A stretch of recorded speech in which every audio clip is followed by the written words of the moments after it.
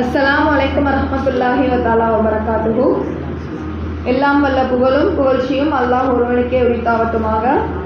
கண்ணியமிக்க தாய்மார்களே, முஸ்லிம்களே, சகோதரிகளே, இன்னைக்கான பயான் என்னன்னா, வமிம்மா வரிஹிம் வர ஷஹூலு இலா உம்மி உபத்தும். மரணத்தில்தான் மறுமைக்கு முன்னதாக ஒரு திரை மறைவு வாழ்வுண்டு. மரணத்திற்கு முன்னதாக நம்ம மறுமை இருக்குது. அந்த மறுமைக்கும் முன்னதாக ஒரு திரை மறைவு நமக்கு ஒரு வாழ்க்கை உண்டு. எல்லாருக்குமே உண்டு. எப்படி வஃபாத்தானாலுமே உண்டு. எரித்தாலும் சரி, கடலில் விழுந்தாலும் சரி, மீன்களுக்கு இரையானாலும் சரி, வானத்தில் வெடித்து சிதறி இருந்தாலும் சரி, எப்படி இருந்தாலுமே மறுமைக்கு முன்னதாக அல்லாஹ்வின் பார்வையில் ஒரு திரைமறைவு வாழ்வு நமக்கு உண்டு. யாருமே அதிலிருந்து தப்பிக்க முடியாது. அந்த வாழ்வை தான் அல்லாஹ்வின் தூதர் நபி ஸல்லல்லாஹு அலைஹி வஸல்லம் அவர்கள் கூறுகிறார்கள், மன்னரை வாழ்வு என்பது மிகப்பெரிய இருள் சூழ்ந்த ஒன்று. அதைவிட மோசமான ஒன்றை நான் பார்த்ததே இல்லை என்றார்கள் நபி ஸல்லல்லாஹு அலைஹி வஸல்லம் அவர்கள். அதிலிருந்து யாராலையும் நம்மளால் தப்பிக்கவும் முடியாது. அது எந்த அளவுக்கு மோசமானது அப்படின்னா, அது இருள் சூழ்ந்தது அப்படின்றதா சொல்லியிருக்கிறாங்க. அந்த மன்னரை உங்களுக்கு எப்படி இருக்கணும், நம்ம துவா செய்யணும் அப்படின்னா, வெளிச்சத்தை வேண்டியும் பிரகாசத்தையும் வேண்டியும் அல்லாஹ்விடம் ஒவ்வொரு நாளும் நம்ம மன்னரை வாழ்க்கைக்காகவும் நம்ம துவா செய்து பிரார்த்திக்கணும். அந்த மன்னரையில் மனிதனை கொண்டு போய் நம்ம அடக்கம் செய்கிறோம். யாரோ ஒருவரை நம்ம மனிதனை கொண்டு போய் அடக்கம் செய்கிறோம் அப்படின்னா, நம்ம திரும்பி வைக்கிற 2-3 கால் அடி, அந்த 2-3 கால் அடிக்குள்ளேயே மலக்குகள் வந்து விடுகிறார்கள். நமக்கு தெரியும், குறிப்பிட்ட கேள்விகள் கேட்கப்படுது. 4-5 கேள்விகள், இல்லைன்னா ஒரு 3 கேள்விகள் கேட்டு நம்மளுக்கு விசாரணை செய்யப்படுறோம். நம்ம அந்த விசாரணையை நபி ஸல்லல்லாஹு அலைஹி வஸல்லம் அவர்கள் கூறுகிறார்கள், ஃபயகூலுன லஹு, 2 மலக்குகள் வருவார்கள். மன் ரப்புக்க, உன் ரப்பு யார்? இந்த கொஸ்டினுக்கு நம்ம என்ன நினைப்போம், உன் ரப்பு யாருன்னு கேட்டால் நம்ம ஈஸியாக சொல்லிடலாம், என் ரப்பு அல்லாஹ் அப்படின்னு சொல்லிடலாம். எல்லாருக்கும் அந்த வார்த்தை வந்துருமா? இறக்கும் தருவாயில் நம்ம அந்த இடத்துல இருக்கும் போது மன் ரப்புக்க அப்படின்னு சொல்லப்படும் போது இன்ஷால்லா எல்லாருக்குமே என் ரப்பு அல்லாஹ் ஒருவனே அப்படின்னு நம்ம சொல்லணும் இன்ஷால்லா. ஆனால் ஒரு சில பேர் என்ன சொல்கிறாங்க, ஃபயகுல் ஹாஹா லா அதிரு, எனக்கு தெரியாது என நய வஞ்சவர்களும் இறை நிராகரிப்பாளர்களும் இறை நம்பிக்கை இல்லாதவங்களும் இந்த எனக்கு தெரியாது அப்படின்றத சொல்கிறாங்க. அதற்கு பிறகு மலக்கு கேட்குறாங்க, ஃபயகூனு நில்லஹு மா தீனுக, உன்னுடைய மார்க்கம் எது அப்படின்னு கேட்குறாங்க. ஃபயகூல நில்லஹு லாலா அதிரு அப்படின்னு சொல்கிறாங்க. எனக்கு தெரியாது என்றே திருப்பியும் அவன் சொல்கிறான். மீண்டும் அந்த மலக்குகள் கேட்குறாங்க, ரசூலுல்லாவை காட்டி அவரை பற்றி உனக்கு என்ன தெரியும், அவர் யார் அப்படின்னு கேட்குறாங்க. அதுக்கும் எனக்கு தெரியாது. மேலும் அல்லாஹ்விடம் அவங்க அந்த அல்லாஹ் என்ன சொல்லியிருக்கான் அப்படின்னா, ரசூலுல்லாவை காமித்து மட்டும் இல்லாமல் பெயர் சொல்லியும் கேட்குறாங்க, முகமது யார் உனக்கு அப்படின்னும் போது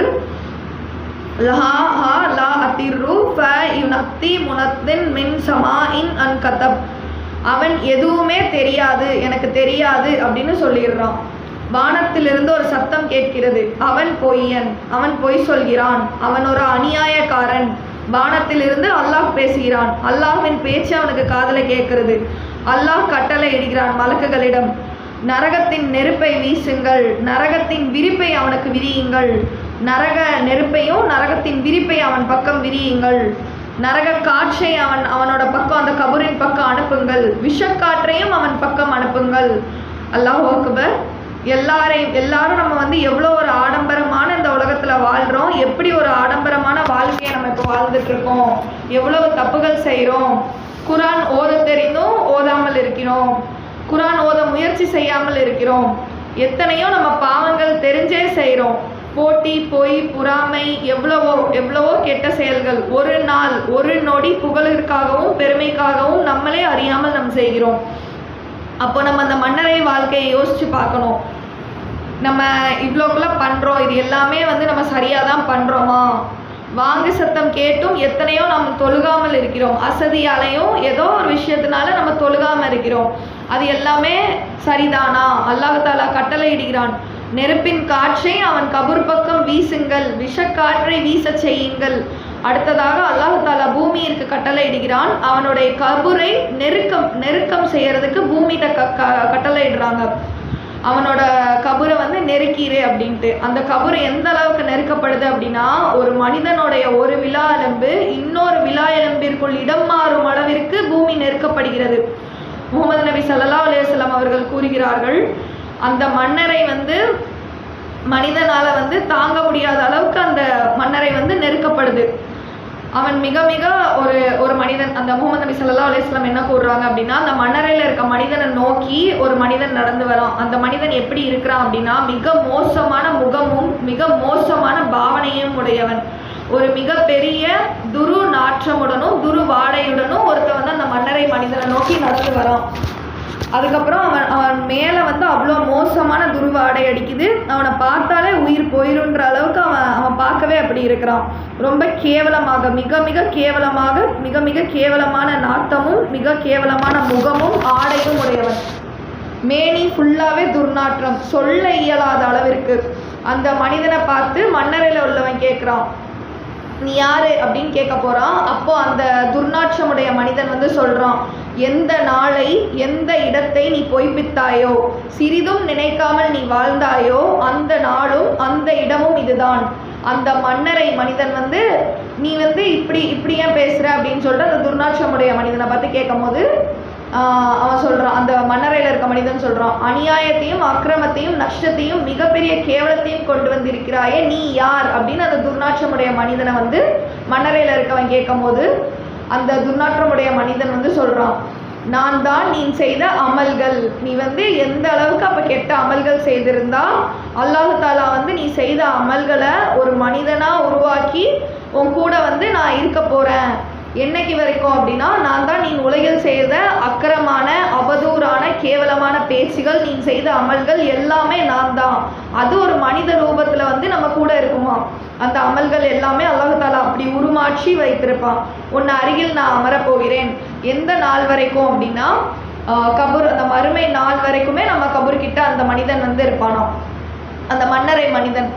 அப்போது அந்த மன்னரை மனிதன் வந்து அதை பார்த்துட்டு பயந்து அழுகிறானா, அவ்வளோ அழுகிறானா, அல்லாஹ் தாலா எனக்கு இந்த மறுமை நாள் வேணாம், என்னால் இந்த கபூர் நாட்களையே தாங்கிக்க முடியலை, இன்னும் மறுமை நாட்கள் வந்தால் என்னால் எப்படி தாங்கிக்க முடியும்னு அந்த மன்னரையில் இருக்க மனிதன் வந்து தான் செய்த தப்பு எல்லாத்தையுமே நினச்சி வருந்தி அழுகிறானா. மறுமை நாளுன்னு ஒன்று வந்தால் என்ன ஆகும் அப்படின்னு சொல்லிட்டு கதறி அழுகிறான், கத்துறான். நபி ஸல்லல்லாஹு அலைஹி வஸல்லம் அவர்கள் கூறுகிறார்கள், ஒரு மலக்குகளோட போகிறாங்க. ஒரு மலக்கை வந்து பார்க்குறாங்க. ஒரு இரும்பு சுத்தியில எடுத்து, ஒரு மலக்குகள் வந்து கையில் ஒரு இரும்பு சுத்தியில எடுத்துட்டு ஒரு மன்னரை மனிதனோட 2 காதுகளுக்கும் இடையில் உள்ள பிரடியில் ஓங்கி அடிக்கிறாங்க. அடித்தால் என்ன நிலை உண்டாகும் அந்த அளவுக்கு அடிக்கிறாங்க. அடிக்கிற மலக்குக்கு வந்து எப்படி அல்லாஹ் தாலா நியமித்திருக்கான் அப்படின்னு பார்த்தீங்கன்னா, அந்த மலக்குக்கு காதும் கேட்காது, வாய் பேசவும் முடியாது. என்னதான் அந்த மன்னரையில் இருக்க மனிதன், அந்த கபூரில் இருக்க மனிதன் கத்தி அழுதாலும் சரி, பேசினாலும் சரி, அவங்களுக்கு வந்து காது கேட்காது, அந்த மலக்கு கேட்காதனால அவங்க வந்து கேட்கவும் மாட்டுக்கு, அவங்க பதிலும் சொல்ல மாட்டுறாங்க. அப்படிப்பட்ட மலக்குகளையும் அல்லாஹ் நியமித்து இருக்கிறான். சுத்தியில வச்சு அவங்க வந்து அடிக்கிறாங்க. அந்த சுத்தில் வந்து எந்த அளவுக்கு, அந்த இரும்பு சுத்தில்னா, அந்த இரும்பு சுத்தில வச்சு ஒரு மலையை அடித்தாலே அந்த மலை மண்ணாகி போய்விடுமா. பெரிய மலையே வந்து மண்ணாகி போகிற அளவுக்கு அந்த சுத்தில் வந்து வளம் கொண்டது. எப்படிப்பட்ட தண்டனைகள் பாருங்க. அப்போ நரக நெருப்பு, நரக வாசல் திறக்கப்படுது, நமக்கு விஷ காற்று, அப்புறம் பூமி நெருக்கம். கபூரை வந்து பூமி நெருக்கமாக இருக்கட்டும், இல்லைனா வந்து அதே மாதிரி அவன் செய்த அமல்கள் வந்து ஒரு மனிதனாக உருமாற்றி உட்கார்றது, சுற்றிலால் அடிக்கப்பட்டது என இது போக இன்னும் நிறையா இருக்குது. இது போக நமக்கு மறுமையோட நரக வேதனைகளை பற்றியும் சொல்லப்பட்டிருக்கு. காலையிலும் மாலையிலும் அவன் வந்து பண்ண அமல்களால் அவன் என்னென்ன தப்பு செஞ்சானோ அவன் நரகத்தை போய் பார்த்துட்டு வரான். ஃபிரௌனும் அவன் கூட்டத்தாரையும் காலையிலும் மாலையிலும் அவரின் நரக நெருப்பின் இடத்திற்கு கொண்டு சென்று கொண்டே இருப்பேன் இறுதி நாள் வரைக்கும் அவங்களோட நரக நெருப்பு இதுதான் அப்படின்னு சொல்லிட்டு அந்த மன்னரை வாழ்க்கையில் இருக்கும் போதும் காலையிலும் மாலையிலும் கொண்டு சென்று காட்டிட்டு தான் இருப்பானோ. ஒரு மனிதன் கபூரில் விசாரணை செய்யப்பட்டு அவன் நல்லவராக இருந்தால் காலையிலும் மாலையிலும் அதே மாதிரி நமக்கு சுவனமும் காட்டப்படுகிறது. சுபஹானல்லாஹ். இறை நம்பிக்கையாளர்களாக இருந்தால் அவங்களுக்கு வந்து சுவனமும் காட்டப்படுது. அதை மாதிரியே இறை நிராகரிப்பாளர்களாக இருந்தால் காலையும் மாலையும் நரகமும் காட்டப்படுது, நரக வேதனைகளும் காட்டப்படுது. அல்லாஹ்வின் ரசூல் நபி ஸல்லல்லாஹு அலைஹி வஸல்லம் அவர்கள் கூறுகிறார்கள், அல்லாஹும்ம இன்னி அவுது பிக்க மின் அதாபில் கபர், அல்லாஹும்ம இன்னி அவுது பிக்க மின் அதாபில் கபர் சொல்லி பிரார்த்தனை கொண்டே இருப்பாங்களாம். நபியை வந்து நபி முகமது நபி ஸல்லல்லாஹு அலைஹி வஸல்லம் அவர்களை மீகாயில் அலைஹிஸ்ஸலாமும் ஜிப்ராயில் அலைஹிஸ்ஸலாமும் அழைத்து சென்று இந்த மாதிரி நரக வேதனைகளை பற்றியும் கபர் வேதனைகளையும் காட்டுறாங்களாம். காட்டும் போது ரசூலுல்லாவால் தாங்கிக்கவே முடியலையாம். ஒவ்வொரு தவறிற்கு ஒவ்வொரு பாவத்திற்கு என்ன தண்டனை அதை எல்லாத்தையுமே பட்டியலிட்டு காமித்திருக்கிறாங்களாம் நம்ம ரசூலுல்லாவிடம். ஒவ்வொரு தண்டனைகளையும் பார்த்துட்டு ரசூலுல்லாவால் சகிக்க முடியாமல் ஏன் இந்த தண்டனை, எதற்காக இந்த தண்டனை அப்படின்னு ஒன்று ஒன்றா கேட்குறாங்களாம்.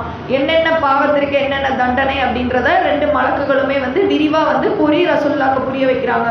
ரசூலுல்லா அப்போ முத ஒரு மனிதரை பார்க்குறாங்க. அந்த தண்டனையில் இருக்க ஒரு மனிதரை பார்க்குறாங்க. அது என்னதுன்னா, ஒரு படுத்திருக்கிற ஒரு மனிதர் இருக்காங்க. அது பக்கத்திலே வந்து ஒரு பெரிய இன்னொரு மனிதர் இருந்து அவங்க தலையில வந்து ஒரு பெரிய பாறாங்கல்ல தூக்கி போடுறாங்க. அந்த தலை வந்து சிதறி துண்டு துண்டா சிதறிகிறது. அந்த பாறாங்கல் வந்து அதுக்கப்புறம் என்ன ஆகுது அப்படின்னா உருண்டு ஓடுது. அந்த நிற்கிறவங்க வந்து திருப்பி உருண்டு ஓடுற கல்லை வந்து திருப்பி எடுத்துட்டு வர்றதுக்குள்ள அந்த தலை வந்து அப்படியே சேர்கிறது. சேர்ந்த உடனே திருப்பி அவங்க அடிக்கிறாங்க. திருப்பி அந்த தலை சிதறுகிறது.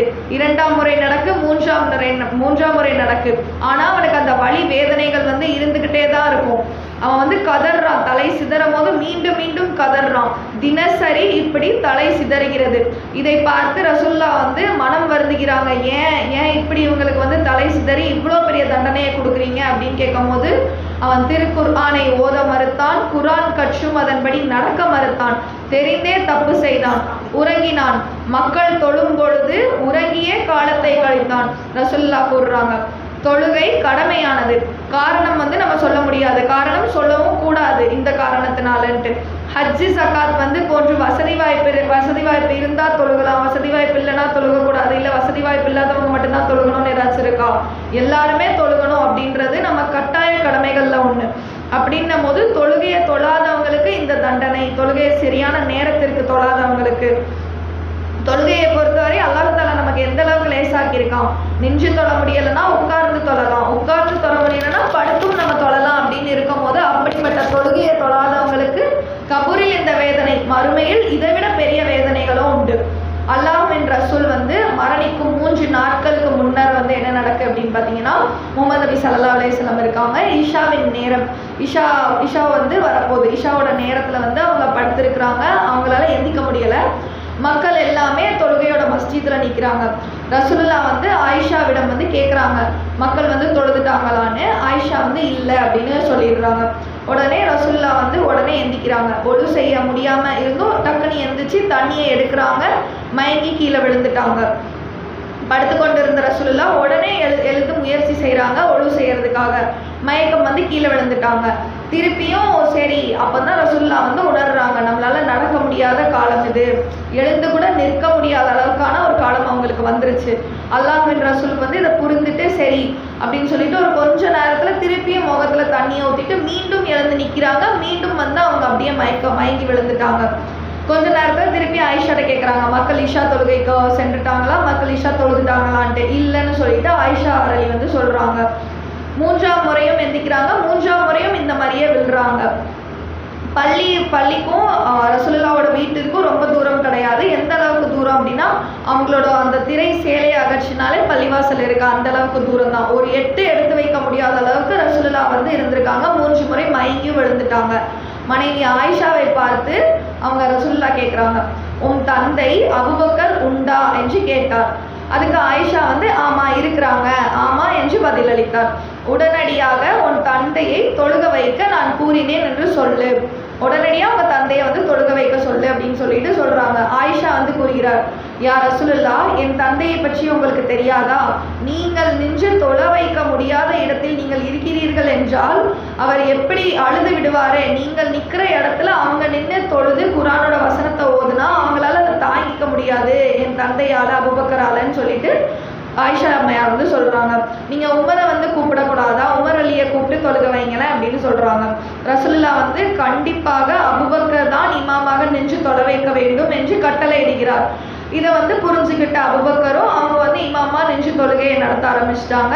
அந்த திரை சேலையை நகர்ச்சி பார்க்கும்போது ரசுல்லா வந்து பார்க்கும்போது அந்த ஜமாத் வந்து ஜமாத்தோட எல்லாரும் தொழுகிற கண்கொள்ளா காட்சியை பார்த்துட்டு அலி ரலியல்லாஹு அன்ஹுவையும் பலகுல் இப்னு அப்பாஸ் அவங்க 2 பேரையும் வந்து கூப்பிட்டு அழைத்து தோளில் கையை போட்டு என்னால் நடக்க முடியலை, பள்ளிக்கு என்னை வந்து தூக்கி செல்லுங்களேன் அப்படின்னு சொல்லிட்டு கேட்குறாங்க. ஏன் அவங்க அப்படி கேட்கணும்? காரணம் என்ன? ஜமாத் நடக்கும் போதும் வீட்டில் என்னால் இருக்க முடியாது அப்படின்ற ஒரு நபியோட வந்து ஒரு உணர்வு தான். ஆயிஷா வந்து அதை பார்க்குறாங்க. எந்த அளவுக்கு அப்படி அவங்களால நடக்க முடியலன்னா அவங்க கையை வந்து அவங்க 2 தோழர்கள் மேலே போட்டாலுமே அவங்க காலை வந்து அவங்களால கீழே ஊன முடியாத அளவுக்கு அப்படியே வந்து கூட்டிகிட்டு போகிறாங்க. இதை பார்த்து இதை புரிஞ்சு உணர்ந்த அபூபக்கர் அலி வந்து என்ன பண்ணுறாங்க அப்படின்னா பின்னர் வந்து கொஞ்சம் லைட்டாக முஹம்மது ஸல்லல்லாஹு அலைஹி வஸல்லம் வந்து தொழுக வைக்க போகிறாங்க. லைட்டாக பின்னாடி நகர்றாங்க. ரசூலுல்லாஹ் ஒரு வார்த்தை கூட பேசாமல் அபூபக்கரை வந்து தட்டி நீங்களே இந்த தொழுகையை வைங்க, தொழுகை வைக்கிறதுக்கு வந்து கட்டளை இடுறாங்க. அதை புரிஞ்சுக்கிட்டு அபூபக்கர் அவங்களே வந்து தொழுகையும் வைக்கிறாங்க. தன்னால் தொழுக முடியாமல் இருந்த காலத்துலேயும் அந்த இடத்துல வந்து அமர்ந்து சக்கராத்தோட காலத்துலேயும் வந்து இஷா தொழுகையினப்போ அமர்ந்து விடுறாங்க ரசூலுல்லாஹ். அவங்களுக்கு என்னதான் மயக்கம் வந்துக்கிட்டே இருந்தாலும் ஈரத்துணி ஒன்றை வச்சுட்டு ஈரத்துணியை மூஞ்சில் வச்சுட்டு நகட்டி அப்படியே தொழுக முயற்சி பண்ணி தொழுதுடுறாங்க. மக்களிடம் வந்து அதற்கப்புறம் சொல்கிறாங்க, மக்களே தொழுகை, தொழுகையை என்றும் கைவிட்டு விடாதீர்கள், தொழுகையை பேணுங்கள். மரணத்திற்கு பின்பு மறுமை அப்படின்றது கண்டிப்பாக உண்டு. மறுமையில் எவ்வளவோ தண்டனைகள் இருக்குது, கபரிலும் தண்டனைகள் இருக்குது, தலை சிதைக்கப்படும். இந்த மறுமையில் வந்து தொழுகை எடுக்காதவங்களுக்கு தலை சிதைக்கப்படும். ஹையாலல் சலா ஹையாலல் ஃபலா என கூறியவுடன் எல்லாரும் விரைந்து தொழுகைக்கு செல்லுங்கள். தூக்கத்தை காட்டிலும் தொழுகையே பெரிதானது. நம்ம எத்தனையோ நாட்கள் வந்து மழையிலையும் சரி இருள்லையும் சரி பகல் பாராமல் எத்தனையோ மக்கள் வந்து ஓடி தொலை வந்திருந்தாங்க. ஆனால் அங்கே அந்த மன்னரையில் வந்து இந்த மாதிரி தண்டனை கொடுத்தவங்க வந்து தொலை வராதனால தான் அவங்களுக்கு தலை சிதைந்த தண்டனை வந்து கொடுக்கப்பட்டதாக சொல்லப்பட்டிருக்கு. தொழுகை என்பது ஒரு முக்கியமான விஷயம். அது வந்து எந்த அளவுக்கு முக்கியமான விஷயம், அது வந்து நமக்கு வந்து நல்ல ஒரு கேடயமாக இருக்கும். நிறைய மானக்கேடான விஷயத்துலேருந்து நம்மளை பாதுகாக்கிறதுக்கும் நம்ம தொழுகை தான் நமக்கு வந்து ஹெல்ப் பண்ணும். சக்கராத் காலத்தில் ஏன் ஒரு மக்களுக்கும் ஒவ்வொரு வேதனை வருது அப்படின்னா அவங்க தொழுகையை முறையாக பேணி இருந்திருக்க மாட்டாங்க, தொழுகையை கட்டாய கடமை அப்படின்றத புரிஞ்சு நடந்திருந்திருக்க மாட்டாங்க, மறுமை அப்படின்றது ஒன்று இருக்குது அப்படின்றத யோசித்து நடந்திருந்திருக்க மாட்டாங்க. அல்லாஹ் கூறுகிறான், ஏன் அந்த சக்கராத் காலத்தில் வேதனை அப்படின்னா அவன் என்னை நம்பவில்லை, அவன் தொழுகவும் இல்லை. நமக்கு ஒரு தேவை அப்படின்னா அல்லாஹ்விடம் தொழுகையை கொண்டும் பொறுமையை கொண்டும் உதவி தேடுங்கள் அப்படின்னு அல்லாஹ் தஆலா சொல்லியிருக்கான். அப்படின்னும் போது அவன் என்னை நம்பவும் இல்லை தொழுகவும் இல்லை அப்படின்னும் போது அவனுக்கு சக்கராத் காலத்தில் கண்டிப்பாக வேதனை இருக்குது அப்படின்னு அல்லாஹ் தஆலா அல்லாஹ் தஆலா சொல்லியிருக்கிறாங்க. அதனால தான் அவனுக்கு இந்த தண்டனைகள். அப்போ வந்து என்ன ஆகுது அப்படின்னா சொர்க்கவாசிகள் இருக்காங்க, நரகவாசிகள் இருக்காங்க. சொர்க்கவாசிகள் வந்து நரகவாசிகளை பார்த்து கேட்குறாங்க, உங்களுக்குலாம் ஏன் இவ்வளோ பெரிய தண்டனை, ஏன் இந்த மாதிரி நரக நெருப்புக்கோட தண்டனை அப்படின்னு கேட்கும் போது நரகவாசிகள் வந்து அந்த சூனவாசிகளை பார்த்து சொல்கிறாங்க, தொழுகைக்கு எல்லாரும் விரைந்து செல்லும் காலத்தில் நாங்கள் வந்து தொழுகாமல் இருந்தோம், அதனால தான் எங்களுக்கு இந்த தண்டனையின் மனம் நுகர்ந்து வேதனையில் வந்து அவங்க சொல்கிறாங்க. தொழாத மக்கள் தொழுகையின் விஷயத்தில் நம்ம எவ்வளோ அலட்சியம் கொள்கிறோம், கபூரோட வேதனை நம்ம ஒரே ஒரு வேதனையை நினைக்கிறோமா, மறுமையை நினைக்கிறோமா அப்படின்றத நம்ம யோசிக்கணும். ஐவேளை தொழுகைகளை பேணுதலை வந்து பாவத்தை நினைத்தும் நம்ம வருந்தணும். எவர் ஒருவர் தனிமையில் அல்லாஹ்வை நினைத்து பயந்து தன் பாவத்தை நினைத்து மனம் உருகுகிறாரோ அவருக்கு வந்து அந்த அர்ஷோட நிழல் அப்படின்னு சொல்லப்படுற 7 கூட்டத்தாருக்கு கிடைக்கிற அர்ஷோட நிழல் வந்து கிடைக்கும். கியாமத்து நாளில் சூரியன் வந்து நம்ம தலைக்கு மேலே உதிச்சிரும். உதிக்கும் போது யார் யார் எவ்வளோ பாவம் செஞ்சுருக்காங்களோ அந்த அளவுக்கு முங்கிடுவாங்க, வேர்வையால் முங்கிடுவாங்க. அப்படி முங்கும் போது தன் பாவத்தை நினைத்து தனிமையில் ஒருத்தவங்க நான் இந்த பாவத்தெல்லாம் செஞ்சுருக்கேன் அப்படின்னு சொல்லிட்டு தன் பாவத்தை நினைத்து ஒரு துளி கண்ணீர் விட்டால் அந்த கண்ணீர் விட்ட கண்ணை வந்து அல்லாஹ் தஆலா சொல்லியிருக்கான் நரக நெருப்பு வந்து தீண்டாது அப்படின்ட்டு. நம்மளே சிந்தித்து பார்க்கணும். 5 நிமிஷம் நம்மளால வந்து ஏதோ ஒரு ஃபேன் ஒரு ஏசி இல்லாமல் இருக்க முடியுதா, வெயிலில் நிற்க முடியுதா, பஸ்ஸில் ஒரு சின்ன நெருக்கத்தில் நம்மளால தாங்கிக்க முடியுதா அப்படின்றத வந்து யோசிக்கணும். பூமி நெருக்கப்படுறது அப்படின்றத வந்து எப்படி இருக்கும், அஸ்தக்ஃபிருல்லாஹ், அல்லாஹ் எல்லாரையும் அதுலேருந்து பாதுகாப்பானாக. அனைவரும் தொழுகையை பேணுவோம். கபூர் வேதனை எல்லாருக்கும் அல்லாஹ் தஆலா லேசாக்கி வைப்பானாக. கபூரை வந்து சொர்க்க பூஞ்சோலையாக ஆக்கி அருள் புரிவானாக. எதை கேட்டோமோ அதன்படி அமல் செய்ய அல்லாஹ் தஆலா எல்லாருக்கும் நமக்கும் வழிவகுப்பானாங்க. அஸ்ஸலாமு அலைக்கும் வரஹ்மத்துல்லாஹி வபரகாத்துஹு. எதை கேட்டமோ அதன்படி அமல் செய்ய பாக்கியத்தை எல்லாம் நம் அனைவருக்கும் தந்தது புரிவானாக. ஒவ்வொரு நாளும் மன்னரை வேதனையை எல்லாம் எங்களுடைய கபரை வெளிச்சமாக்கிவை. எங்களுடைய கபருள்ள அதாவை அமைச்சு எங்களுடைய கபரை சொர்க்க பூஞ்சொலியாக ஆக்கியவை. எங்களுடைய கபரு நெருக்குதலை விட்டு எங்களை பாதுகாப்பாயாகன்னு சொல்லி ஒவ்வொரு நேரமும் நம்ம என்ன செய்யணும், துவா வந்து செய்யணும். இன்ஷா அல்லாஹ் நம்மளுடைய மன்னரை வேதனையெல்லாம் லேசாக்கி வைப்பானாக. சுபஹானகல்லாஹும்ம வபிஹம்திக அஷ்ஹது அல்லா இலாஹா இல்லா அன்த அஸ்தக்ஃபிருக வ அதூபு இலைக். ஆமீன். சுப்ஹான ரப்பிக ரப்பில் இஸ்ஸத்தி அம்மா யசிஃபூன். ஸலாமுன் அலல் முர்ஸலீன் ரப்பில் ஆலமீன். ஸல்லல்லாஹு அலா முஹம்மது ஸல்லல்லாஹு அலைஹி வஸல்லம். ஸல்லல்லாஹு அலா முஹம்மது ஸல்லல்லாஹு அலைஹி வஸல்லம். ஸல்லல்லாஹு அலா முஹம்மது யா ரப்பி ஸல்லல்லாஹு அலைஹி வஸல்லம். ஸலாம் அலைக்கும்.